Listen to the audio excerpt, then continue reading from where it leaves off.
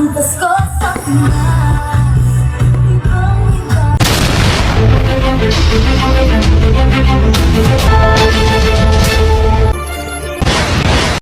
Alright, ngayong gabi ay dito tayo sa may Bahay City, no? Ganito guys, maaga pa pero yan, may mga tao na, no? City of Baez Christmas season, ganito. Dadami pa yan mamaya-maya kasi nasa 6 o'clock pa ngayon, no? So, kakain tayo dito saglit. Then right after nitong dinner natin na medyo maaga pa ay magpuproceed tayo ng Municipality of Manhuyod because ngayong gabi ang switch on ceremony ng Manhuyod, no, sa kanilang sa Christmas decor, no. So sana ay maganda ang panahon para wala po tayong problema sa ating pagbiyahe mula rito sa mga 20 to 30 kilometers away from Baez hanggang Manhuyod at travel natin. Okay, so abangan natin, papakita natin mamaya-maya right after sa ating pagkain kung ano yung mga magaganda tanawin at dekorasyon ng Municipality of Manhuyod ngayong gabi. There we go. So guys, kain muna tayo, papakita ko sa inyo ang itong ano yung pagkain natin. Alright, mga ka-Jim Gala, thank you and good evening. Yung puso.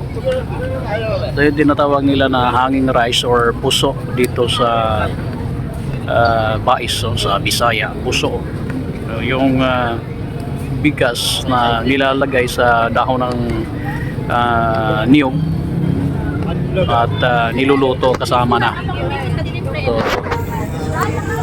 ayan guys yung mga ano dito.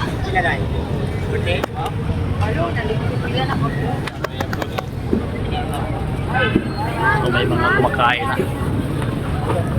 Okay, so meron ditong ito, tosino, puso, ayan o.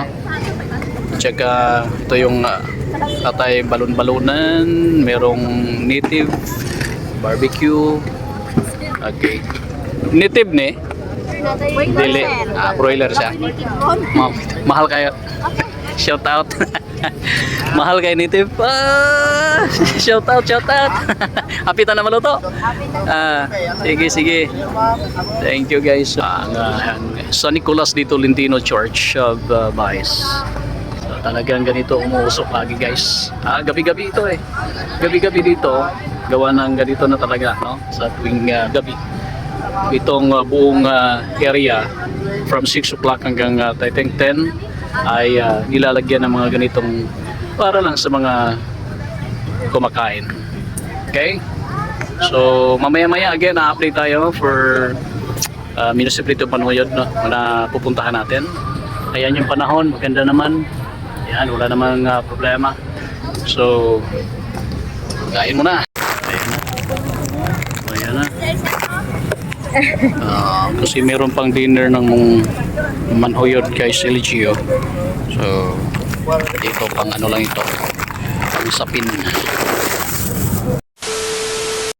Alright, so andito na tayo sa venue. Pagkikita natin dito ang mga merong presentation. Dito na tayo sa area na kung saan gagawin ang lights on guys ng Manhuyod. Nasa likuran natin. Ayan, aabangan natin ilang minuto mula ngayon. Ayan, no? Masaya din dito sa lungsod ng Manhuyod.